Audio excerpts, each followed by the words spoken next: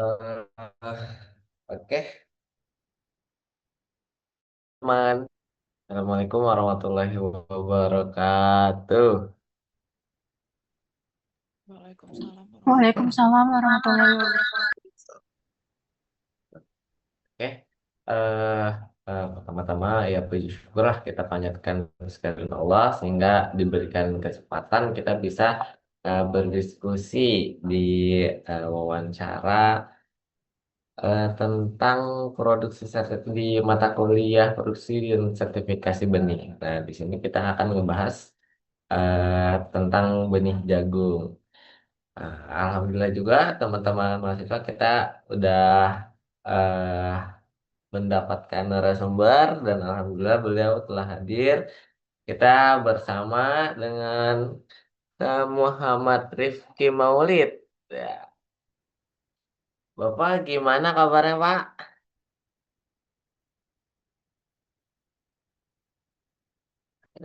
Pak Pak Rifki Maulid gimana kabarnya Pak?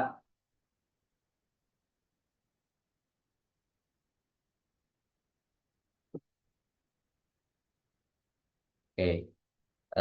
Semoga ini beliau semoga eh, selalu baik-baik saja gitu ya, disehatkan, dipanjangkan umurnya dan juga diperlancar gitu rezekinya berikut juga untuk kami. Nah, jadi sebelum kita masuk ke sesi diskusi yang berupa tanya jawab atau wawancara ya, yang seperti di telah diinstruksikan. Jadi untuk ketentuan sistematikanya, ketika siapa-siapa yang ingin bertanya, maka dia wajib untuk raise hand terlebih dahulu, teman-teman. Nah, jadi untuk raise hand terlebih dahulu, kita baru boleh berdiskusi dengan Kak Rifki Maulid. Nah, sebelumnya Kak Rifki Maulid, Pak Rifki, apa mungkin ada yang ingin disampaikan terlebih dahulu? Iya, baik, terima kasih ya. Halo, Akang Teteh dari Unsika. Saya Rifki. Mohon maaf Pak, belum terdengar Nggak suaranya. kedengeran soundnya. Sebentar ya. Em, nggak kedengeran ya. Tes, tes. Ini juga masih nggak kedengeran ya. Oh, ini agak bagus nih, masuk ya. Masuk Pak, sudah terdengar. Oke. Oke, baik, terima kasih. Halo, selamat pagi, Akang Teteh semuanya. Dari Unsika ya.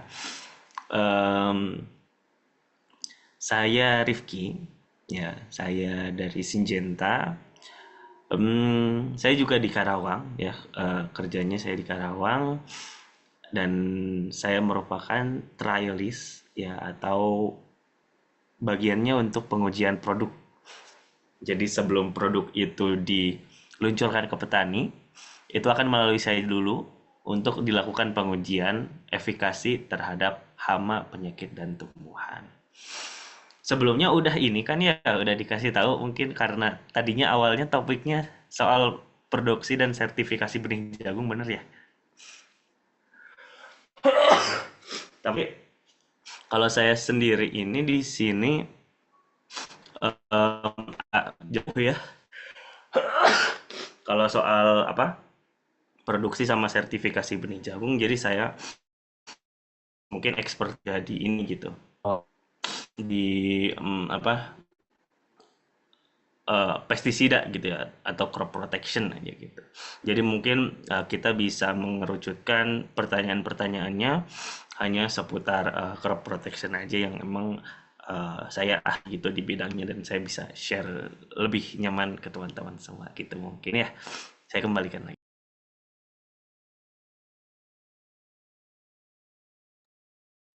jadi mungkin sedikit gambaran singkat aja dari buat teman-teman nih, Karuki ini dia beliau lebih ahli dalam crop protection dan tentunya yang sudah seperti kita pelajari juga bahwasannya salah satu sertifikat produk apa sih untuk mendapatkan sertifikasi benih launching produk itu kan tentunya harus dilakukan pengujian, betul ya Pak ya. Salah satunya pengujian terhadap ketahanan hama dan penyakit. Tuh. Mungkin eh, bisa langsung dibuka aja ya Pak, sesi tanya jawabnya. Iya boleh, silakan barangkali ada yang mau nanya dulu. Oke, baik teman-teman, kalau misalkan ada yang bertanya, silahkan kita bertanya-tanya, tapi diwajibkan untuk raise hand terlebih dahulu. Oke, boleh dimulai dari sekarang. Oh, atau mungkin saya perlu ada introduction dulu ya kali ya, generalnya seperti apa untuk proses ini ya, proses peluncuran produk sebelum itu diperkenalkan ke petani ya. Saya boleh Oh, minta akses share screen-nya? oke, Pak.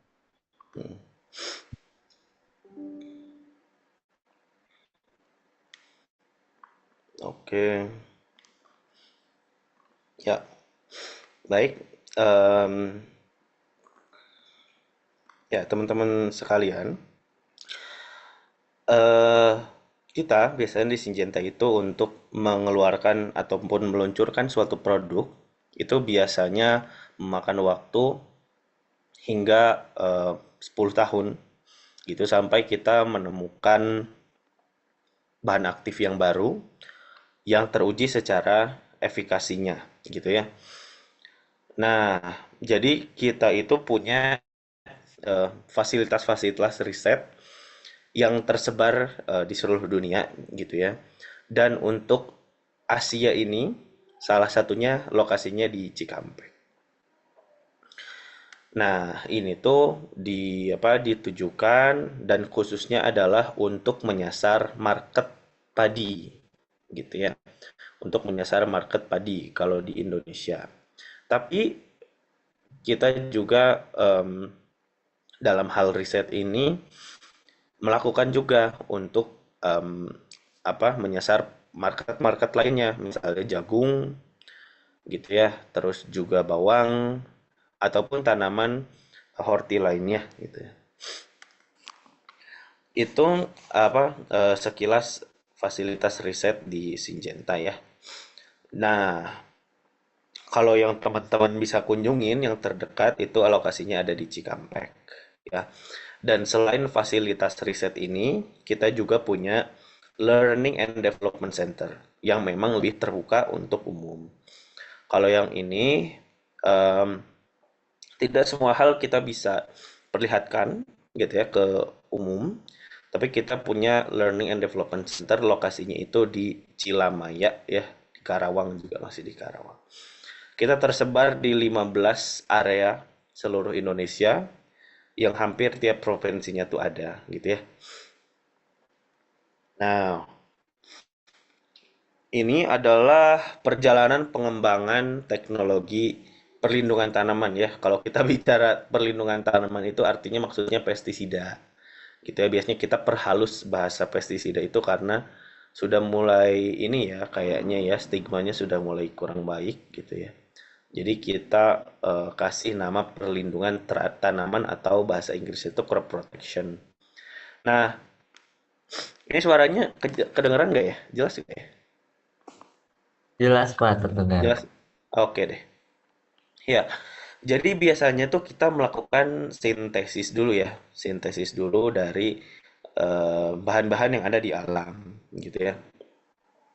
Misalnya bahan-bahan seperti em, dulu ya, dulu dulu kita punya sipermetrin, ya. Sipermetrin itu dibuat gitu ya, ditemukan karena kita mengekstrak bunga pisan, ya.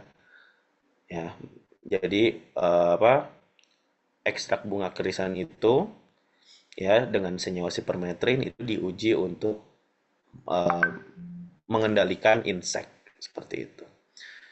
Nah, dari tapi itu tuh baru satu senyawa aja gitu ya. Biasanya kita tuh mengumpulkan ratusan ribu senyawa untuk diuji selanjutnya gitu ya. Nah, setelah itu kita identifikasi apakah senyawa itu merupakan insektisida ataukah fungisida, atau herbisida. Dan senyawa-senyawa itu dari yang 100.000, biasanya kita hanya mendapatkan 5.000 saja yang memang terbukti efektif dari secara lab gitu ya. Dari secara lab terhadap hama, penyakit ataupun gulma. Nah, tapi tidak berhenti di situ saja ya. Kita lakukan evaluasi. Evaluasi ini adalah tahap yang dilakukan untuk mengetes gitu ya dalam skala besar gitu ya. Dari 5.000 ini gitu ya, ini biasanya memakan waktu hingga 3 tahun kalau untuk yang evaluasi ini ya. 3 tahun, maaf, bukan 3 tahun, 3 musim. 3 musim. 3 musim itu mungkin bisa 1,5 tahun gitu ya.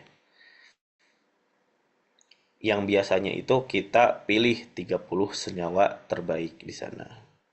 Dari 30 senyawa terbaik itu barulah kita akan mendapatkan 1 sampai 2 senyawa yang memang dari sisi harga itu masuk ke petani, dari sisi efikasinya bagus gitu ya terhadap hama, penyakit maupun gulma gitu ya, dan juga mudah untuk kita scale up gitu ya, atau dia bisa diperbesar gitu, dia bisa diperbesar dalam diproduksi secara massal dalam skala pabrik seperti itu ya. Jadi prosesnya lumayan lama, lumayan menguras keuangan juga ya. Oleh karena itu, Syngenta memang berkomitmen di sini karena itu ingin memberikan em, selalu ingin memberikan apa ya? We want to bring in potential to life gitu ya. Ingin membuat petani itu sejahtera gitu ya dengan cara memberikan yang terbaik untuk tanamannya juga. Gitu ya. Ini kita bisa gitu ya. Dan intinya itu sih kalau misalnya kita bicara soal tahapan produksi, apa tahapan pengembangan teknologi perlindungan tanaman. Itu aja mungkin kalau dari saya perkenalan untuk em, gimana sih dari awal sampai akhir gitu sebelum produk itu diluncurkan. Gitu. Saya kembalikan lagi, silakan kalau ada yang mau bertanya. Saya teman-teman yang ingin bertanya langsung aja di raise hand ya. Silakan.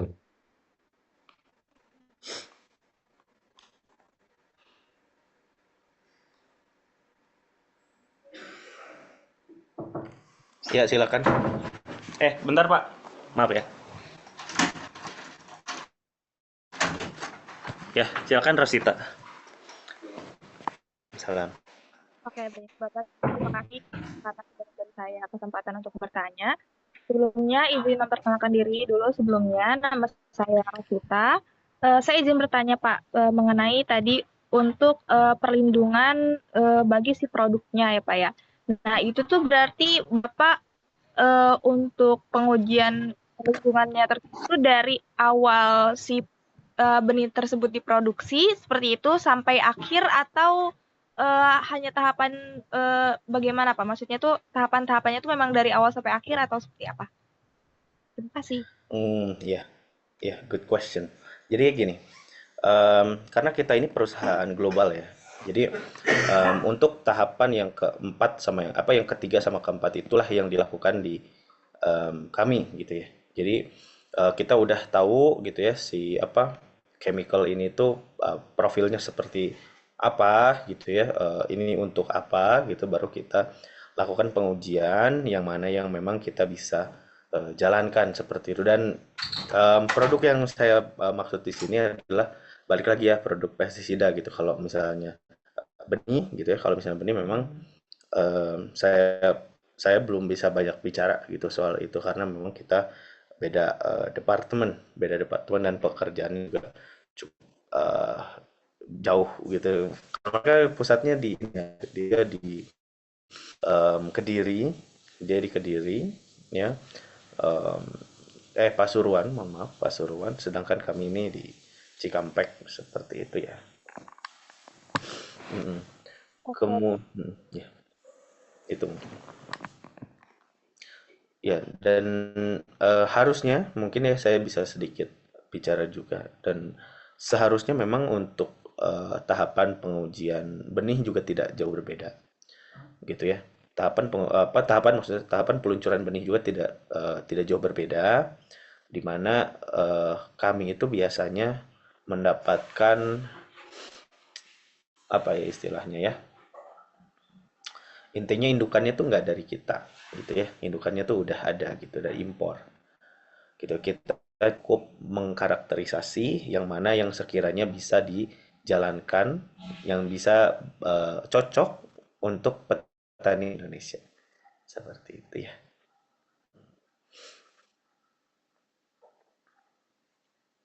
Oke, baik Bapak. Terima kasih atas jawabannya. Ya, terima kasih. Ada lagi?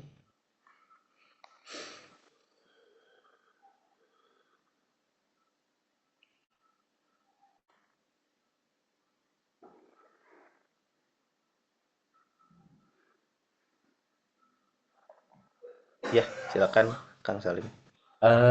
Pak, Ya. yang saya ingin tanyakan tuh kayak misalkan kan kalau misalkan tadi kalau Bapak produk launching itu adalah pestisida ya. Dan kalau misalkan benih pun itu tidak jauh berbeda. Yang sedikit pertanyaan yang menjadi pertanyaan itu kayak ada eh, ada sebuah teknik tertentu gitu nggak sih Pak untuk apa namanya eh melindungi ataupun tentang perlindungan ini? Mm-mm. Oh ya, maksudnya perlindungan hama penyakit ya. Ya. Em, Pertama nih, em,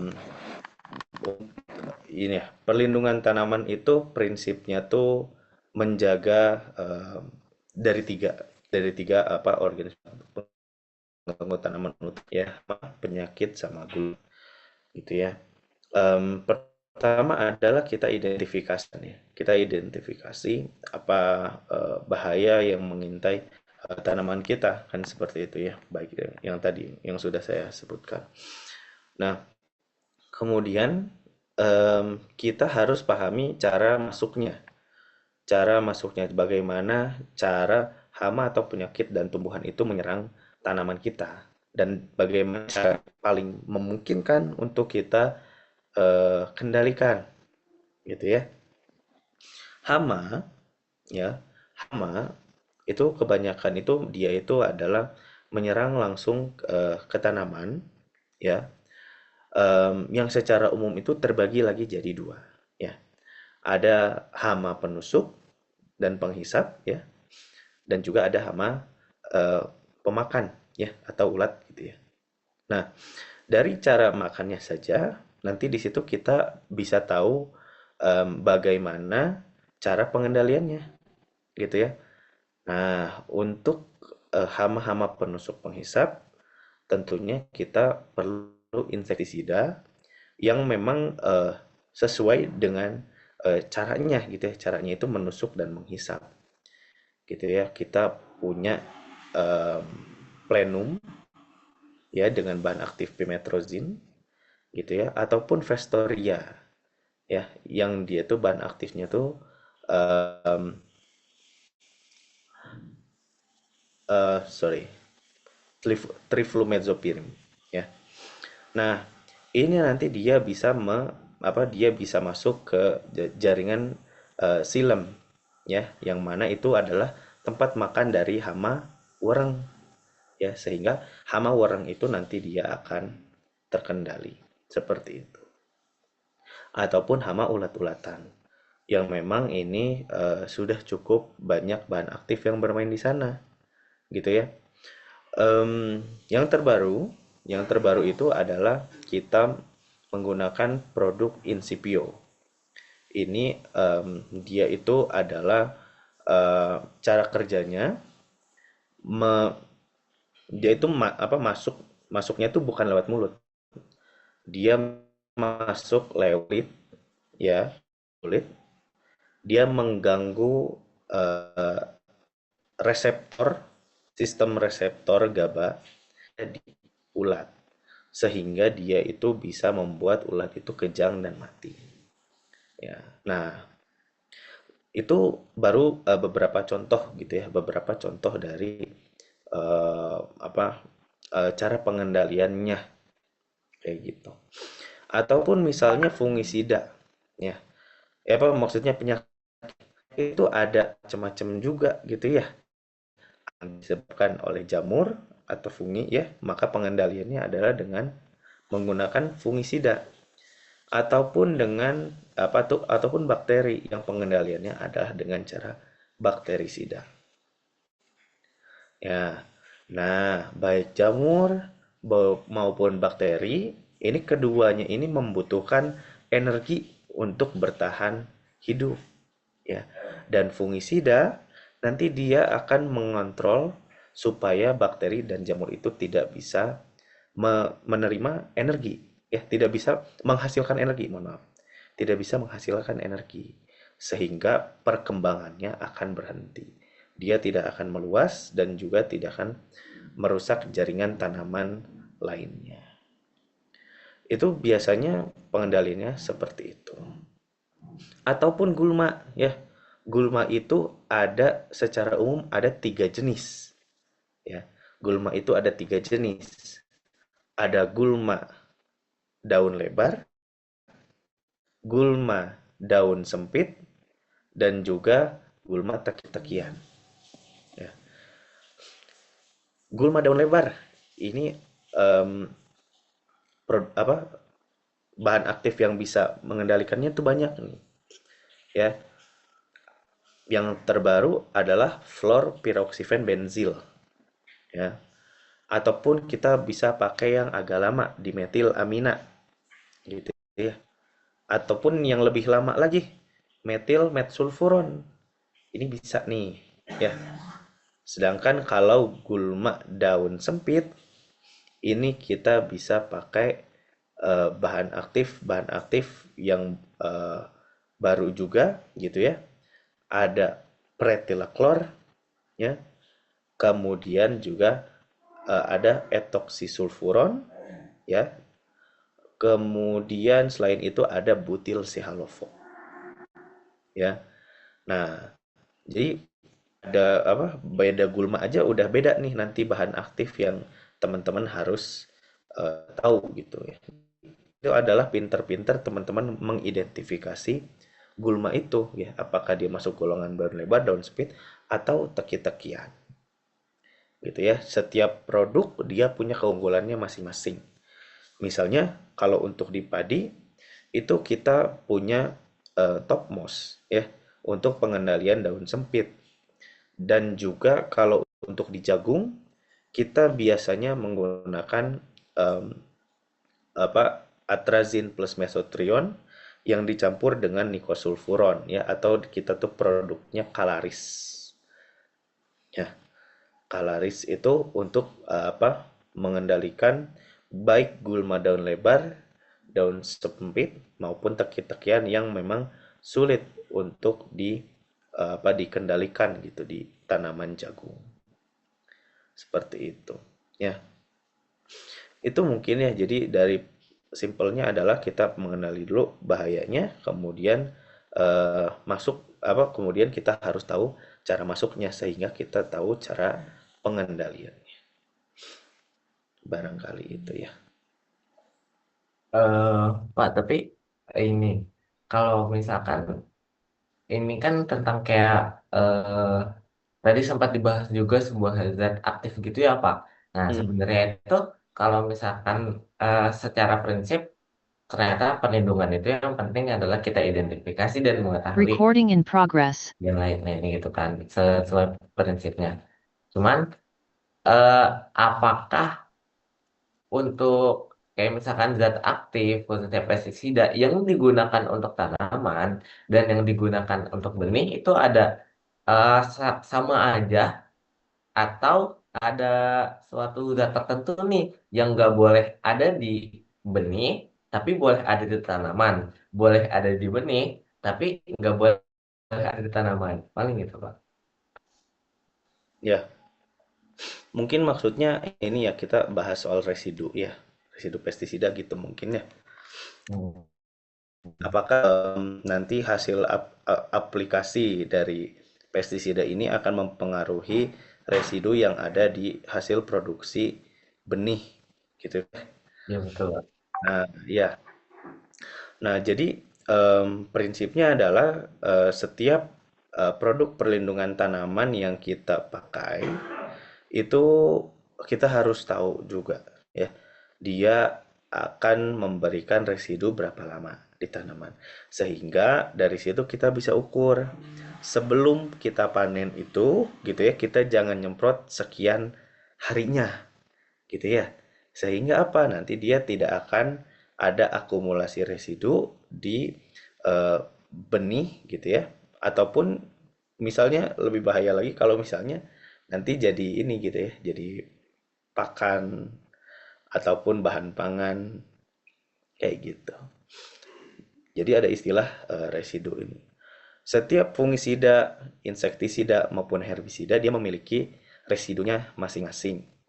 Misalnya salah satu fungisida kita yang bahan aktifnya itu azoxystrobin dan difenoconazole, yang kalau untuk jagung itu dia bisa untuk pengendalian bercak sempitnya maupun di padi juga. Kalau di padi dia lebih ke hawar pelepah ataupun penyakit secara umum ya, sebenarnya dia itu adalah dia dia itu cara kerjanya tuh QI yang dia bisa cukup broad spectrum ya, jadi dia cukup bisa mengendalikan berbagai macam penyakit. Nah, residunya itu sekitar 15 hari gitu ya. Jadi kalau misalnya em, apa padi, ya misalnya padi di usia 100 hari itu mau dipanen, berarti minimal umur 80 lah terakhir nyemprot kayak gitu ya. Atau bahkan ada insektisida yang tahannya sampai 28 hari. Ya, insektisida ada yang bisa tahannya 28 hari, berarti ya 30 hari lah jangan nyemprot sebelum. Mungkin itu ya prinsipnya.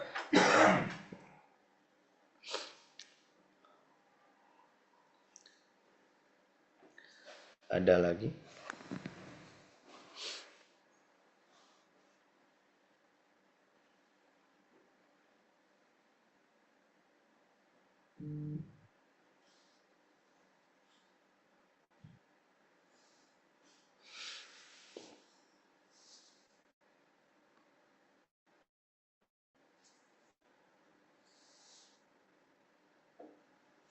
Ya, silakan Mbak Mega. Oke, Bapak, izin bertanya mengenai dalam standar mutu benihnya itu, apa saja sih Pak tantangan yang Bapak temui terkait pengelolaan penggunaan pestisida di lapangan agar tidak menurunkan mutu benihnya? Ya, ya. Ya, residu residu pada residu yang bisa tertinggal di mutu benih itu dapat mengurangi shelf life benihnya sendiri. Ya, biasanya em, untuk sertifikasi benih itu butuh waktu, maksudnya harus dilakukan satu musim sekali untuk pengujian apakah labelnya masih bagus atau enggak, kan biasanya gitu ya. Nah, penggunaan pestisida yang terlalu dekat dengan usia panen, dia akan membuat shelf life-nya berkurang. Ya, sehingga benih itu akan lebih pendek umurnya. Dan kalau misalnya kita tadinya estimasi ini bisa dipakai 6 bulan selanjutnya, mungkin dia setelah 3 bulan sudah nggak bisa nanti dia akan dia efeknya apa ya kalau misalnya apalagi benihnya nanti diperdagangkan. Kalau misalnya diperdagangkan ya, kebanyakan petani akan langsung ngedatengin produsen benihnya gitu ataupun penjual benihnya karena benihnya enggak tumbuh. Ya, iya dia bisa sampai seperti itu gitu bahayanya. Em, dan yang paling penting lagi gitu ya. Ini nggak disarankan gitu ya, baik dari perusahaan maupun dari dinas pertanian sekalipun. Sehingga yang pasti ini akan melanggar legalitas gitu ya, atau melanggar regulasi dari regulasi ataupun undang-undang yang mengatur ini, seperti itu ya. Seperti itu Mbak.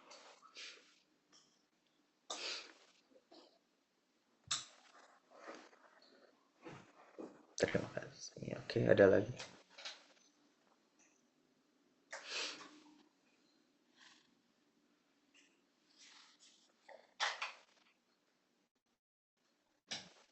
Ya, silakan Mbak Amira. Bapak izin bertanya, kan Bapak sendiri di pestisida ya. Nah, ada nggak sih langkah-langkah kritis apa yang dapat diambil untuk memastikan si kalibrasi alat semprot akurat sama si dosisnya ini, dosis aplikasi itu sesuai dengan rekomendasinya. Nah, terus kenapa kalibrasi ini sangat penting? Ya, good question. Ya,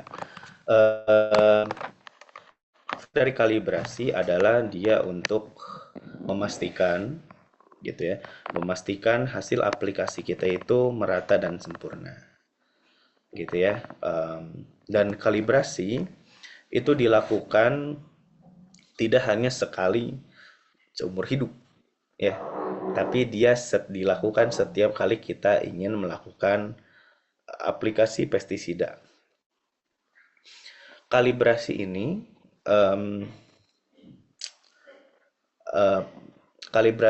biasanya kita lakukan dengan cara mengukur: satu, kecepatan jalan; kedua, lebar gawang; ketiga, volume semprot; yang keempat adalah curahnya.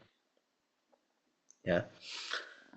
Nanti ketika misalnya volume semprotnya tidak cukup gitu ya, berarti apa yang harus dilakukan? Apa yang harus dinaikkan? Yang paling memungkinkan adalah dengan cara menaikkan kecepatan jalan. Kalau tidak bisa menaikkan kecepatan jalan, berarti kita kurangi debitnya, gitu ya. Ataupun variabel lainnya tentunya seperti itu. Ya, kalau misalnya tidak bisa, tentu kita harus menambah volume semprot. Oh, tidak ya.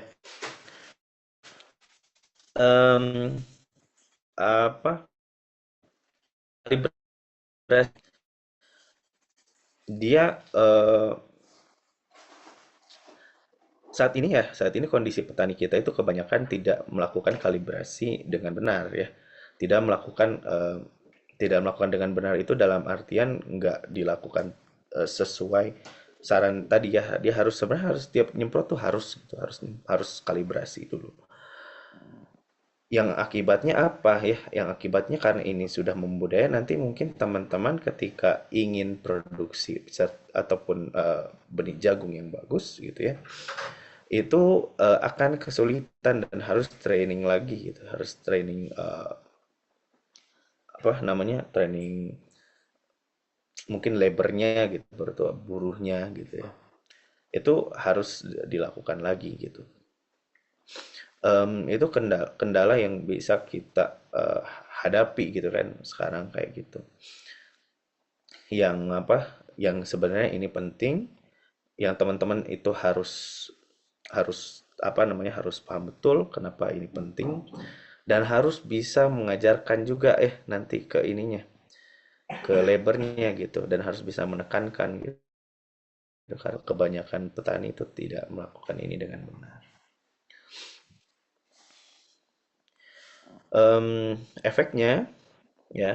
Efeknya dari aplikasi yang tidak merata itu yang paling intinya adalah mengurangi efikasi dari suatu produk ya, karena tanpa kalibrasi yang benar, produk mungkin tidak akan berjalan sesuai dengan semestinya, Saya lagi nyari slide-nya dulu yang bisa saya share ke teman-teman ya, soal pentingnya kalibrasi ya, efek antara yang benar dan tidak benar. Bentar.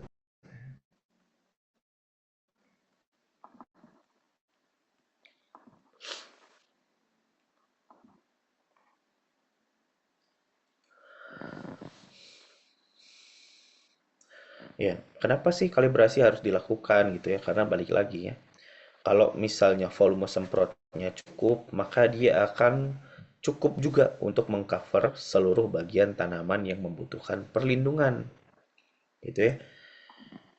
Yang biasanya petani kita lakukan itu hanya yang penting kelihatan basah aja, gitu ya. Padahal ada bagian-bagian yang memerlukan perlindungan juga, gitu ya. Yang petani itu tidak tahu gitu, apakah itu bagian yang penting atau tidak, ya. Ini saya ngomongin padi karena memang salah satu expertise saya juga di padi ya.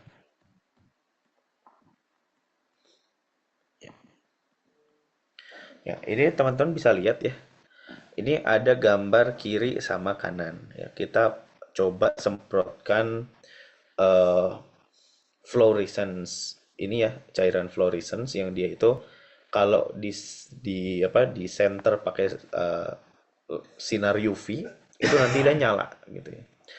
Dan ini kelihatan ya bedanya kalau misalnya kita aplikasi cuma 10 tangki per hektar dan aplikasinya sampai 20 tangki per hektar. Maksudnya apa? Kalau yang ini, yang kanan, itu artinya dia volume semprotnya tuh cukup, teman-teman. Ini kanan nih. Ini volume semprotnya cukup. Sedangkan kalau yang kiri, ini volume semprotnya tidak cukup. Nah, teman-teman bisa bayangkan di usia kritis, tanaman padi ini akan kurang kekebalannya ini ya terhadap penyakit khususnya. Kalau misalnya dia kena serang nih penyakit di sini dan tanaman tidak terlindungi, ya kira-kira apakah penyakit itu akan terkendali hanya dengan cairan yang ada di atas ini gitu ya, atau pestisida yang hanya bersarang di sini? Kan tentu enggak ya.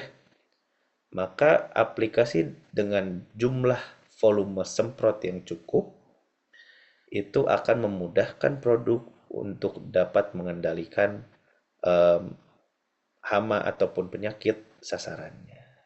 Seperti itu ya. Biasanya untuk tanaman jagung yang kecil itu cukup dengan 300 liter per hektar ya.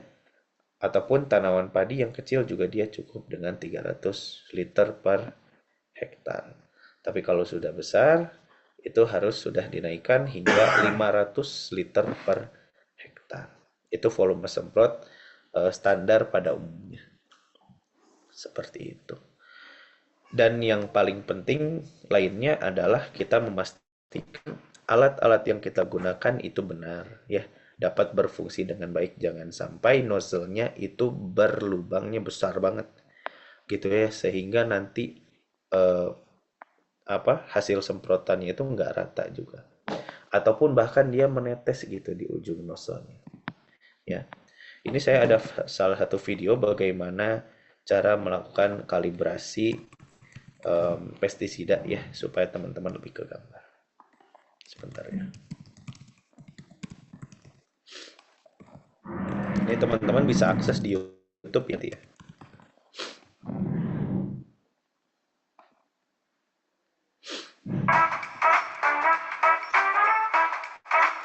Sebentar ya, belum.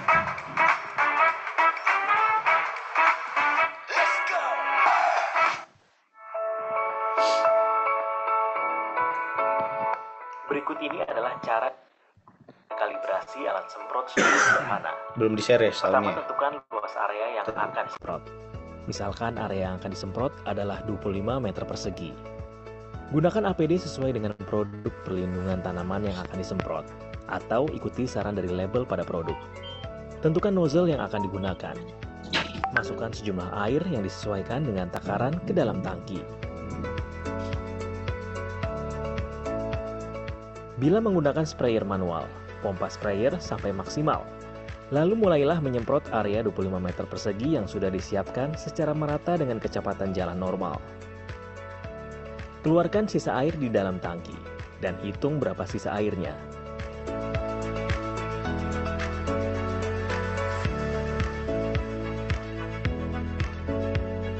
Selanjutnya, kita hitung berapa air yang terpakai untuk menyemprot area 25 meter persegi. Caranya adalah 2 liter dikurangi sisa air yang ada. Misal 2 liter dikurangi 1 liter sama dengan 1 liter. Jadi untuk area seluas 25 meter persegi dibutuhkan 1 liter. Dari data tersebut, kita bisa mendapatkan kebutuhan air atau volume semprot untuk 1 hektar. Dengan cara 10.000 dibagi 25 dikali 1, sama dengan 400 liter. Setelah diketahui volume semprot, yakni 400 liter per hektar, maka konsentrasi per tangki bila dosis 2 liter per hektar adalah 2000 ml dibagi 400 liter, sama dengan 5 ml per liter. Jadi, konsentrasi per satu tangki 15 liter adalah 5 ml kali 15 liter, sama dengan 75 ml. Lakukan kalibrasi minimal 3 kali sebelum melakukan penyemprotan.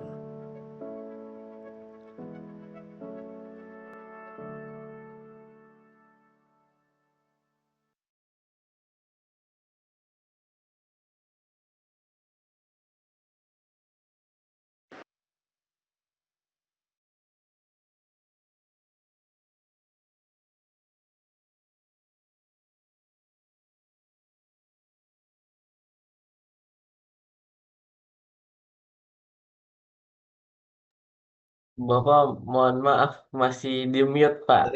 Sorry. Ya, aku tergambar ya soal tutorial aplikasinya. Dan kita juga di YouTube juga cukup banyak gitu ngasih tutorial bagaimana cara aplikasi yang benar gitu ya.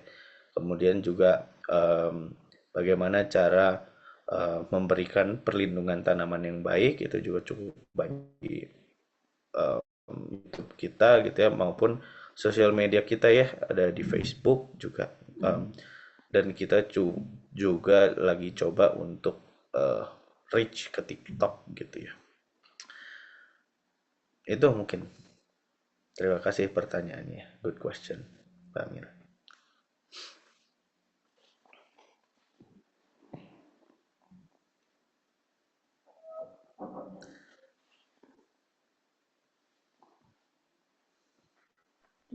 Bapak mau nanya lagi. Iya, boleh. Kan sekarang lagi musim hujan gini ya. Nah, ada nggak sih faktor lingkungan seperti kelembapan, suhu, dan kecepatan angin yang mempengaruhi dalam efektivitas dan potensi hanyutan pestisidanya? Terus tindakan pencegahan apa yang harus diambil dalam kondisi cuaca yang kurang ideal seperti sekarang ini, Pak? Ya, pertama adalah kondisi curah hujan yang tinggi, tingkat kelembapan yang tinggi itu dari sisi penyakitnya juga dia akan lebih mudah untuk berkembang biak. Baik hama maupun penyakit dia akan suka dengan suasana yang lembab, yaitu pertama. Jadi kesulitan pengendalian hama penyakit tumbuhan pada cuaca seperti ini itu juga dipengaruhi karena memang investasinya juga akan lebih tinggi ya, sehingga kemungkinan interval aplikasinya juga akan lebih pendek juga, yang biasanya ketika musimnya cukup proporsional bisa saya bilang, itu mungkin dengan produk Syngenta misalnya kita bisa aplikasi 2 minggu sekali ya, atau 15 hari sekali ya.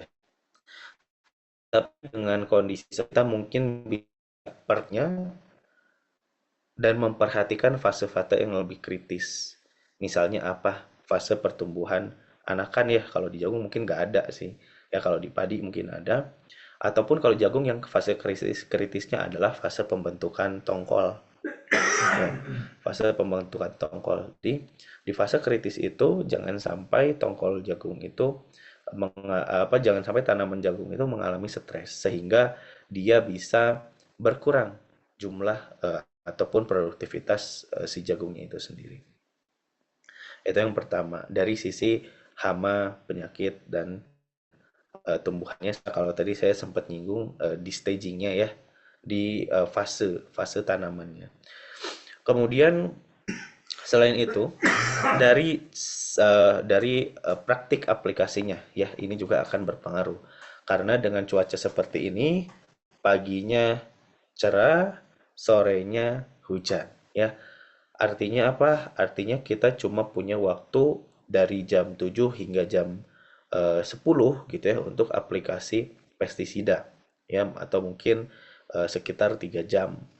Dan sekitar 3 jam setelah itu 2 jam setelahnya gitu ya, setelah jam 10, jam 12 mungkin sudah mulai mendung dan jam 2 hujan. Benar gak? Ya, kita cuacanya sedang seperti itu. Artinya kita ya nggak punya banyak waktu gitu ya, kita nggak punya banyak waktu. Maksudnya kita harus lebih memanage waktu kita sehingga aplikasi harus disiplin dilakukan di pagi hari. Kenapa? Karena kebanyakan pestisida itu mudah tergerus oleh hujan. Ada yang dia itu baru setelah 3 jam baru tahan gitu ya. Itu udah paling bagus tuh, yang 3 jam. Ada yang baru waktu udah 6 jam baru dia bisa apa istilahnya, dia bisa menempel dengan baik gitu ya. Meskipun keumuman pestisida itu dia adalah senyawa yang lipofilik gitu ya, atau dia tidak suka air ya.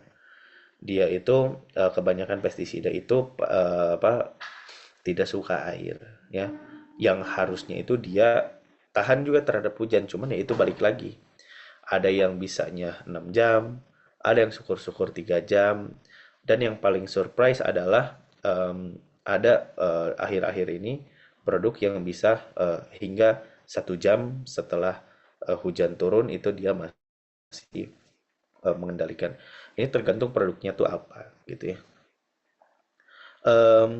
Ya, jadi yang terakhir itu maksud saya poinnya adalah kita harus memperhatikan waktu yang tepat untuk mengaplikasikan pestisida karena itu tadi, dan juga pemilihan produknya gitu ya, dan pemilihan produknya berapa lama dia bisa bertahan di tanaman sebelum terjadinya hujan gitu ya. Itu mungkin 3 poin dari pertanyaan.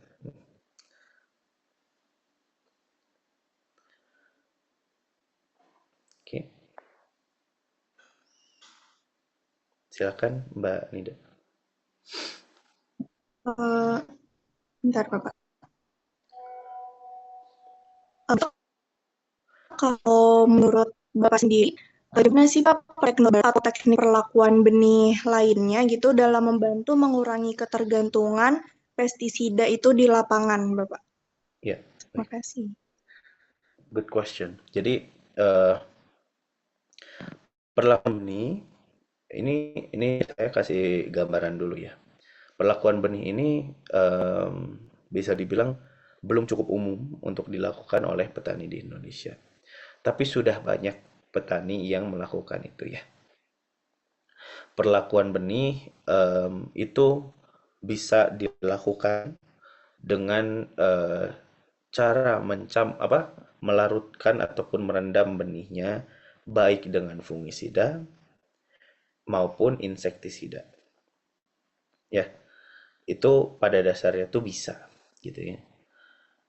Ini ditujukan untuk apa? Ini ditujukan untuk mengurangi potensi kegagalan ataupun kerusakan tanaman akibat penyakit bawaan dari indukannya. Gitu ya. Dan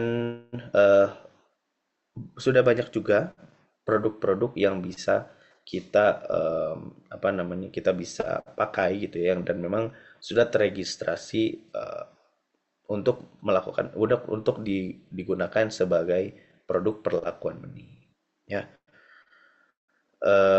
Dan kebanyakan produk tersebut dia menawarkan hal lainnya gitu ya, misalnya untuk tanaman jagung supaya mengurangi potensi bawaan gitu ataupun seedborne gitu ya, seedborne dari tanaman jagung itu kita ada cruiser ya, yang dia itu akan mempercepat untuk mempercepat untuk perkecambahan, dan juga dia akan membuat akarnya itu lebih banyak lagi gitu ya. Dia bahan aktifnya thiamethoxam yang pada dasarnya adalah insektisida ya. Pada dasarnya dia adalah insektisida. Selain itu juga beberapa perusahaan sudah mengeluarkan produk-produk yang memang berbasis insektisida lainnya ya. Meskipun pada dasarnya teman-teman nanti bisa melakukan uji komparasi sendiri, kira-kira bahan aktif apa yang memang cocok untuk em, untuk digunakan gitu, untuk mengendalikan hama penyakit yang ada di musim tersebut gitu ya. Bisa ditanya gitu ke petaninya, Pak, kalau misalnya di sini biasanya ada penyakit apa gitu ya, biasanya jagungnya kena apa gitu ya.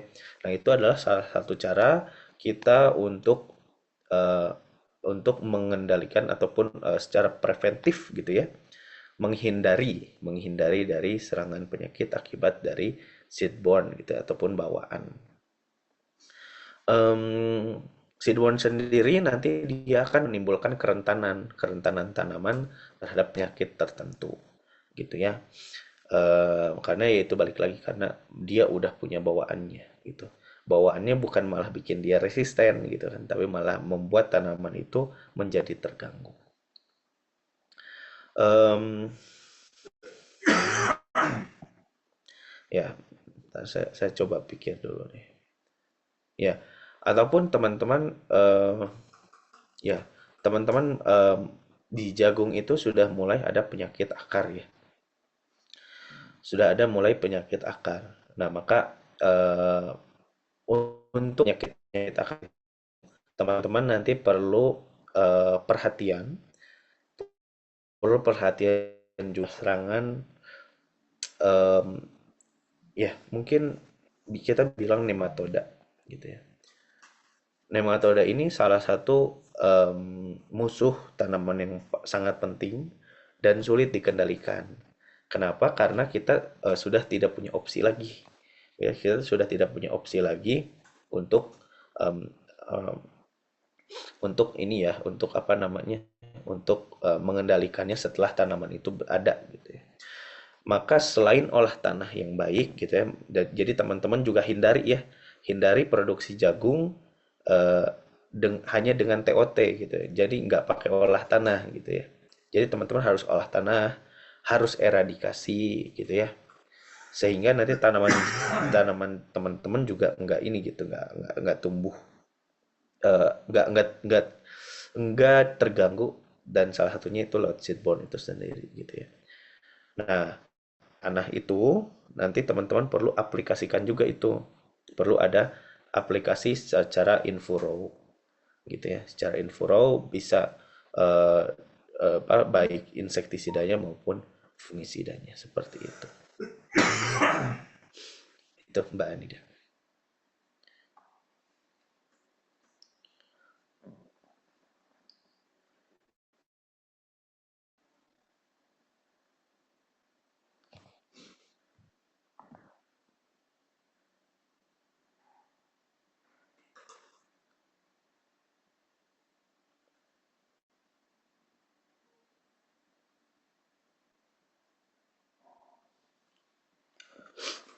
Ya, silakan.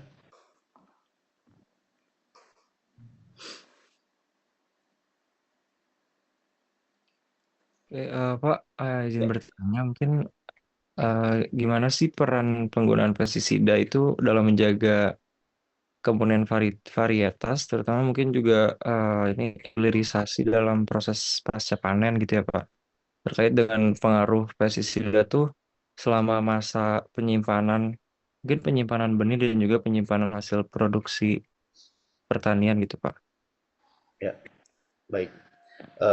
Jadi sejauh ini ya, eh, kunci kunci untuk menjaga apa tadi, kemurnian benih ya, kemurnian benih ya, kemurnian benih ini sangat kecil ya, sangat yang saya ketahui sependek pengetahuan saya itu sangat kecil untuk pengaruhnya terhadap kemurnian benih itu sendiri ya. Kemurnian benih sendiri itu dia akan lebih ke apa ya namanya ya, dia akan lebih ke bagaimana metode produksi benih yang tepat.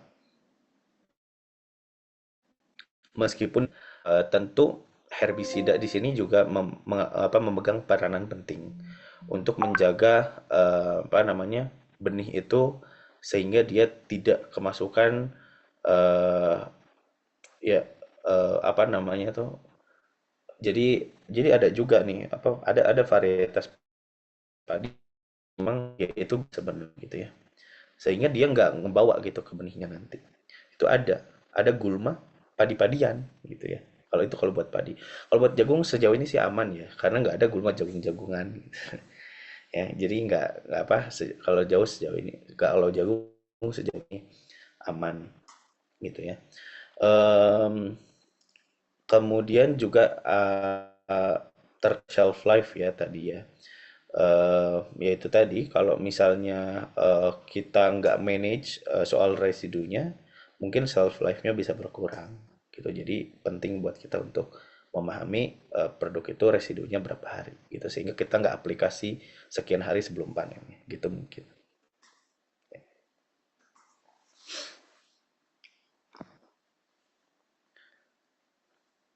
Terus juga ini ya mungkin ya, ya kan kalau misalnya kita di tanaman buah gitu ya, misalnya kayak duren gitu ya, kayak apalagi ya tanaman buah ya, itu biasanya untuk pengiriman memang dilakukan aplikasi fungisida, kita dicelupin ya, di dipping itu untuk menjaga shelf life-nya. Tapi sejauh ini sih saya belum ada referensi yang bisa saya sampaikan secara khusus gitu ya, eh, terkait apakah ada perlakuan sebelum benih itu didistribusikan gitu ya.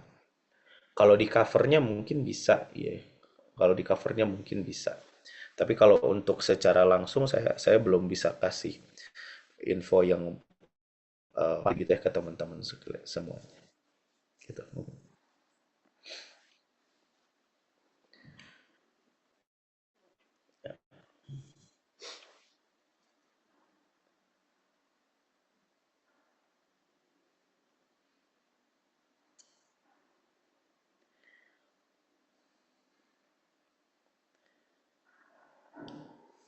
Ya, silakan Mbak Ros. Saya izin kembali ya sebelumnya. Saya penasaran nih jadinya untuk benih-benih yang diproduksi di Sigenta itu berarti sudah termasuknya benih sebar ya Pak ya? Atau bagaimana? Ya. Maksudnya kan tahapan-tahapan benih itu kan ada benih penjenis, benih dasar, benih sebar gitu. Nah berarti untuk di PT Sigenta ini memproduksinya benih sebar yang langsung untuk ditanam oleh petani seperti itu ya Pak ya? Atau bagaimana? Terima kasih. Ya. Ya, jadi gini teman-teman, kalau di Syngenta itu kita jualnya benih hibrida ya. Baik benih padi maupun benih jagungnya itu semuanya hibrida.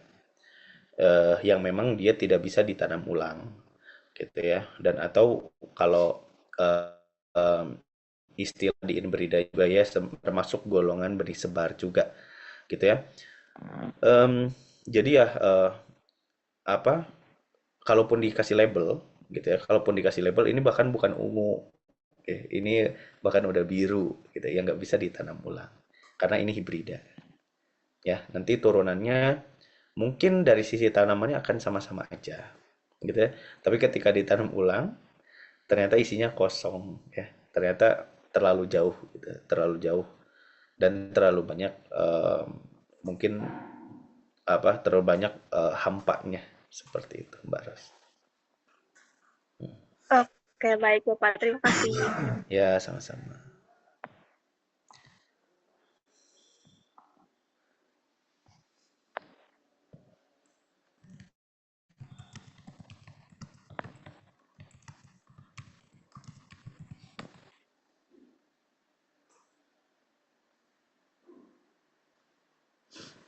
Ya, silakan Mbak Mira.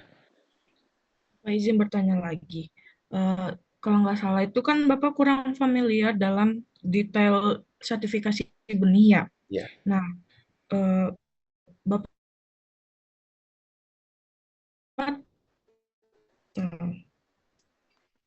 jika dalam perusahaan ini kayak kan tentang nilai tambah dari sertifikasi kepada petani, aspek-aspek mutu selain kemunian fisik, ada nggak sih yang Bapak ketahui tentang tentang si sertifikasi ini, gitu?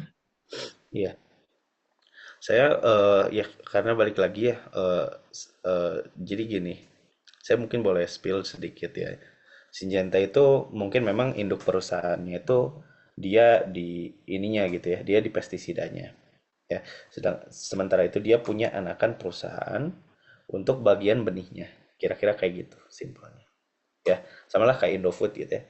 Indofood itu core bisnisnya gitu ya, ataupun perusahaan utamanya itu adalah tepung terigunya ya, tepung terigu yang segitiga biru tuh, yang yang tepung-tepungan itu, yang Bugasari ya. Kemudian dia punya anakan perusahaannya Domi gitu ya. Kemudian juga punya anak perusahaannya Promina gitu. Ya mungkin kira-kira gambarnya seperti itu. Nah, saya ini di departemen yang berbeda gitu. Jadi saya fokusnya di produk pestisida aja gitu. Sedangkan kalau benih dia ada organisasinya sendiri, sehingga informasi yang saya bisa dapatkan dan bisa saya share ke teman-teman juga enggak banyak gitu. Kalaupun saya tahu gitu ya, saya harus pastikan dulu kan ya, ini benar kagak kan gitu ya. Dan saya pribadi saya enggak akan share sesuatu kecuali saya merasa saya benar-benar yakin gitu, dan saya sudah membuktikan. Jadi mungkin bisa dibilang saya nggak akan share kecuali confidence saya juga udah 95% di situ gitu. Jadi makanya saya nggak banyak share soal benih ya, ke teman-teman gitu.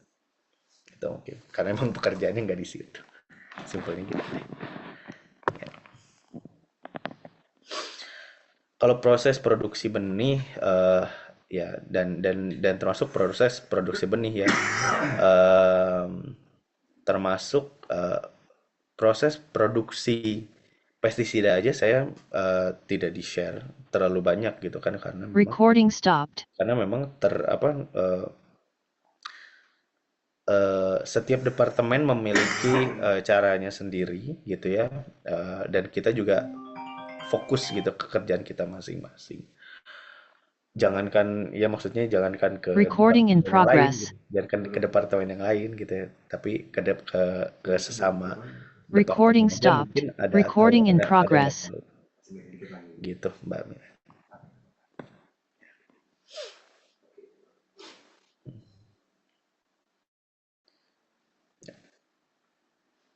Silakan Mbak Elvia.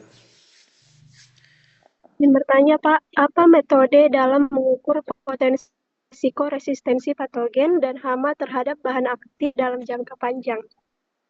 Ya, ya. Jadi kita bisa melakukan bioassay ya. Kalau untuk penyakit nih, khususnya saya bagian penyakit. Kalau resistensi penyakit itu kita bisa lakukan bioassay ya. Kita ambil suatu sampel penyakit yang kita biarkan di media yang cocok untuk dia. Kemudian kita coba ujikan secara langsung dengan bahan aktif tersebut gitu ya. Kalau misalnya nanti penyakit tersebut dia tetap berkembang setelah diteteskan gitu ya, setelah diteteskan bahan aktif, berarti dia sudah mengalami sudah ada indikasi resistensinya, ya. Atau ya itu kan kalau itu skala lab ya. Atau kalau memang dari skala petani gitu atau skala besar gitu, teman-teman tentu bisa lakukan pengujian langsung gitu ya, pengujian dengan plot demo yang besar gitu ya, atau large demo plot. Itu nanti dari sana teman-teman bisa bandingkan antara perlakuan yang menggunakan pestisida dengan pestisida yang yang diindikasikan resisten tanpa perlakuan. Kalau misalnya sama ya sampelnya, maka dia sudah ada indikasi resistensi. Ya.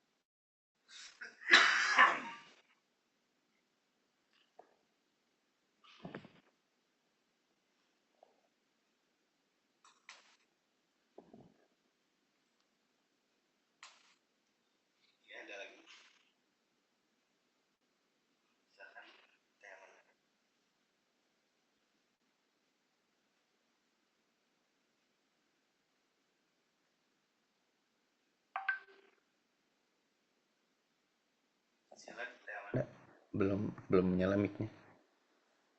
Iya, baik Bapak izin bertanya, bagaimana mekanisme atau koordinasi ya Pak dengan produsen benih atau penyuluh terkait menjaga kualitas tanaman?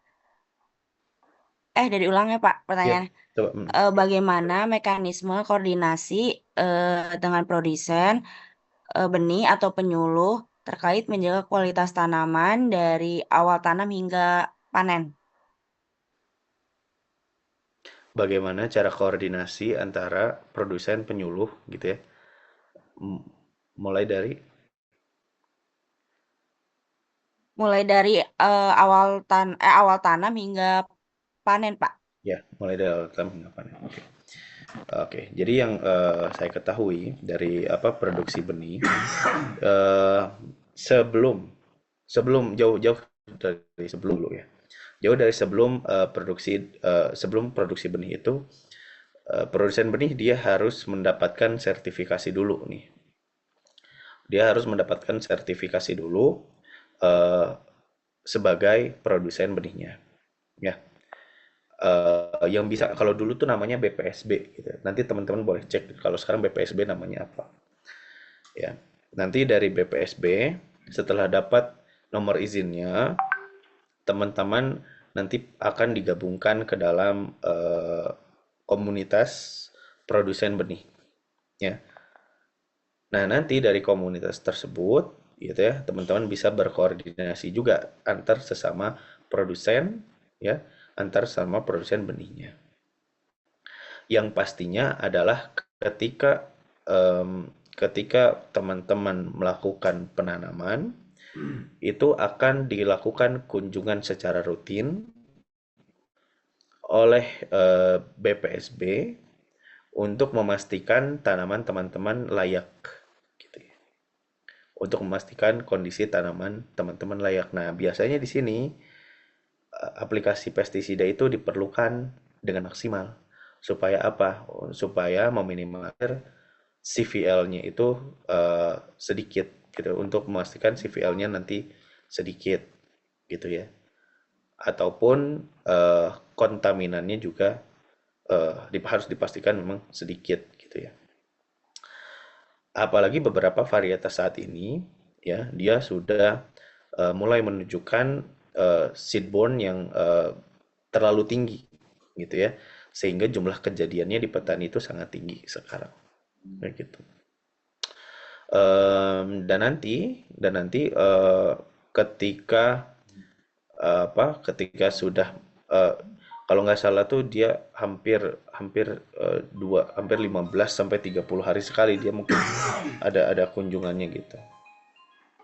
Setelah itu nanti ketika panen tentu mereka juga akan ikut untuk monitor, dan barulah nanti dilakukan screening terhadap benih teman-teman. Gitu kan, benih itu akan mendapatkan sertifikat berapa ya.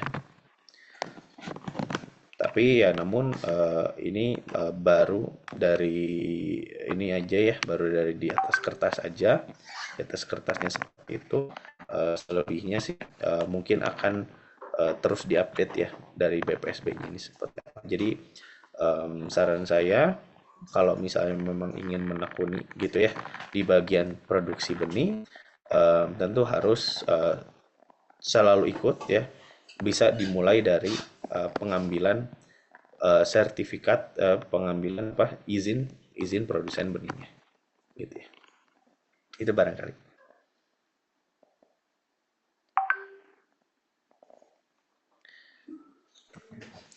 Ya, silakan Aufi. Bapak izin bertanya, bagaimana keamanan atau kondisi lingkungan saat uji pestisida? Halo, gimana? Maaf.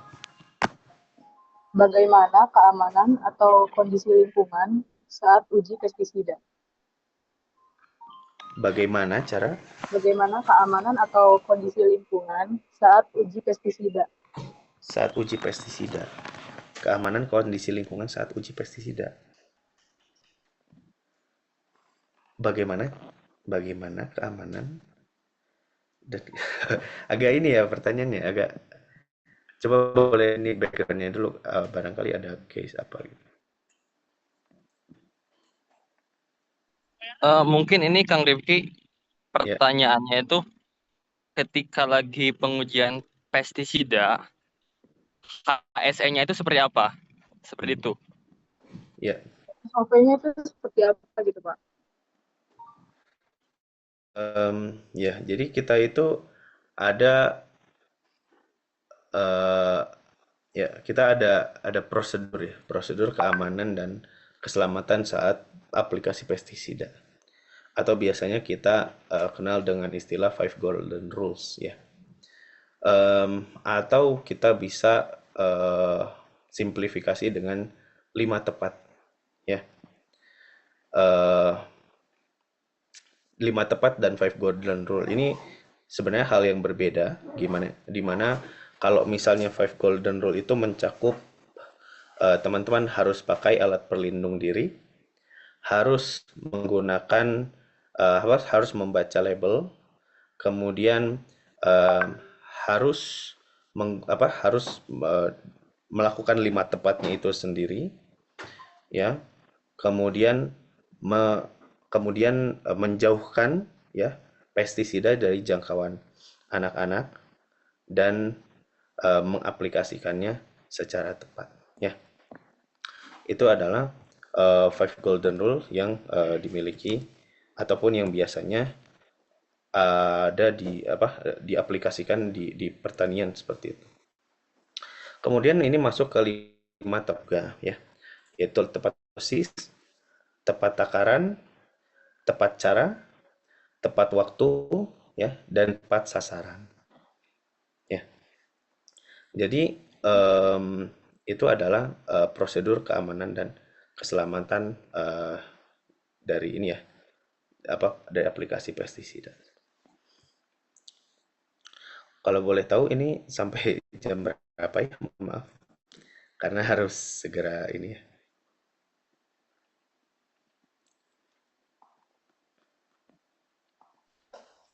Mungkin Bapak saya bisa bantu jawab untuk sampai jam berapanya. Mungkin kita sampai jam 10.30. Mungkin Bapak apakah bersedia sedikit lagi? 15 menit lagi gimana Pak? Oh, apa? Sekitar jam berapa? Berarti berapa sih sejam ya? Bentar ya.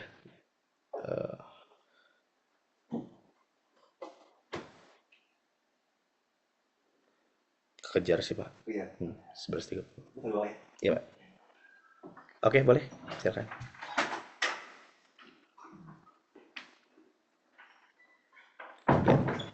Kang Amar. Baik, izin bertanya Pak, terkait teknologi baru seperti plinazolin atau timirium yang Syngenta kembangkan, apa yang membedakan kerjanya dibandingkan pestisida golongan lama? Apakah teknologi ini didesain khusus untuk mematahkan resistensi atau bagaimana Pak? Terima kasih. Ya.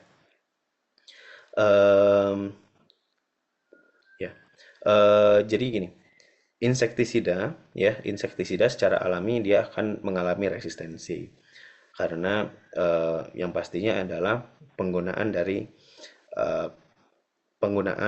yang terus-menerus dilakukan oleh petani kita, kayak gitu ya.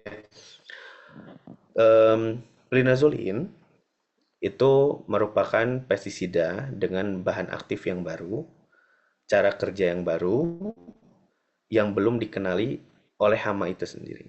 Setiap hama itu dia memiliki cara mengenali bahayanya. Sama seperti kita mungkin kalau misalnya sudah misal kasarnya ya, kalau kamar kita bau gitu, mungkin kita sudah adaptif sama kondisi kamar kita. Tapi begitu ada tamu gitu ya, mungkin dia akan ngerasa kenapa ya kamarnya bau gitu ya. Nah, kita sudah resisten terhadap bau yang ada di kamar kita, sedangkan orang lain tidak. Nah, cara memutus resistensi itu adalah dengan cara memberikan hal yang baru, yang belum dikenali gitu ya. Nah, insektisida itu punya berbagai cara kerja. Ada yang dia itu kontak ya, kontaknya kontak langsung ya, yang dia itu memutus sistem syaraf ya. Itu satu. Ada insektisida yang dia itu fungsinya sebagai pengusir ya, sehingga hama itu tidak akan nyaman apabila berada di sana gitu. Kemudian juga ada insektisida yang fungsinya untuk untuk bekerja secara sistemik di pencernaan hama gitu ya, sehingga hama itu akan berhenti mengunyah gitu ya, sehingga dia akan berhenti makan. Karena dia berhenti makan, maka dia akan berhenti hidup gitu ya, dia tidak bisa hidup. Kemudian ada plinazolin yang dia itu cara kerjanya adalah dengan membuat ulat itu menjadi kram ya, membuat hama itu menjadi kram sehingga dia tidak bisa bergerak. Yang ini dia baru gitu, karena sebelum belum ada insektisida yang gabah salah satu bagian saraf dari hama untuk dia bergerak gitu. Nah, kenapa dia bisa memutus resistensi gitu ya? Karena insektisida yang sebelumnya sudah dikenali gitu ya. Sedangkan plinazolin ini dia belum dikenali. Karena dia belum dikenali, makanya dia lebih efektif. Karena dia efektif, hama itu akan berfokus untuk mengenali bahan aktif itu saja, cara kerja itu saja. Sehingga dia lambat laun, dia akan melupakan dampak dari insektisida sebelumnya. Itu cara. Nah, karena dia lupa, nah dia bisa memutus resistensi yang terjadi sebelumnya, hingga insektisida yang sebelumnya resisten sekarang jadi tidak resisten.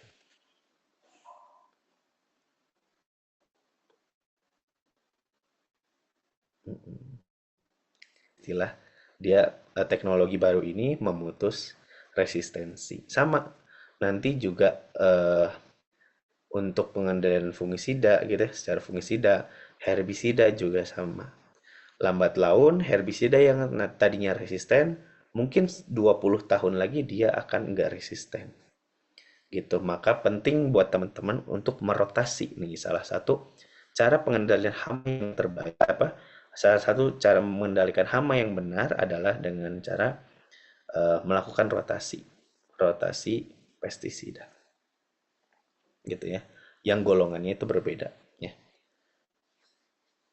Nanti teman-teman bisa buka IRAC, IRAC itu untuk insektisida, atau FRAC untuk fungisida, atau HRAC ya, HRAC itu untuk herbisida. Nanti di situ ada golongan-golongannya ya. Dan teman-teman silahkan nanti bisa klasifikasikan ini insektisida produk ini itu masuk ke golongan yang mana. Sehingga nanti teman-teman tahu nih, oh insektisida A itu nanti dirotasi dengan yang B, dirotasi dengan yang C. Kayak gitu. Misalnya kalau di Syngenta, kita udah pakai 2 kali aplikasiin CPO gitu ya, yang punya teknologi Plinazolin itu 2 kali. Kemudian kita pakai Virtaco yang dia itu golongan 28 gitu kan. Incipit itu golongan 30, Virtaco golongan 28. Udah itu kita selang lagi sama Abamectin ya, yang dia itu golongan 15. Gitu. Terus aja kayak gitu, tinggal diputar. Nanti udah itu boleh lagi tuh pakai NCPO lagi golongan 30 supaya tidak resisten. Itu mungkin. Nah, ini pertanyaannya sesuai topik saya. Terima kasih.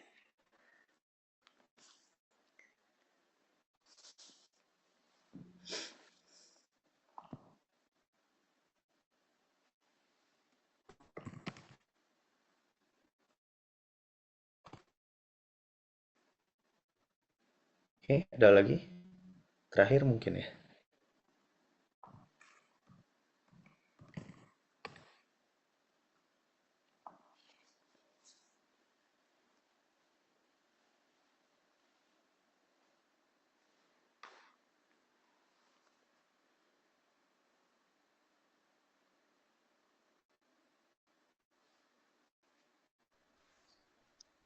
Oke, mungkin untuk teman-teman, apakah masih ada yang ingin ditanyakan pada Bapak Maulid?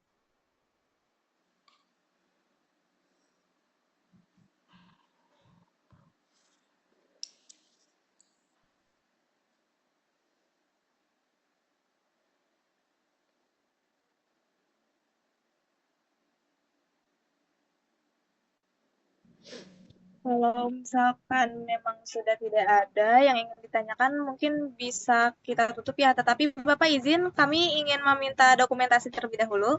Silakan. Oke, untuk Teh Mega boleh untuk mengaba-abakan. Oke, semuanya boleh on-cam dulu ya. Oke, slide pertama.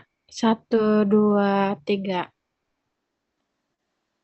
Slide selanjutnya. 1, 2, 3. Baik, terima kasih sudah di SS ya. Oke, terima kasih Teh Mega.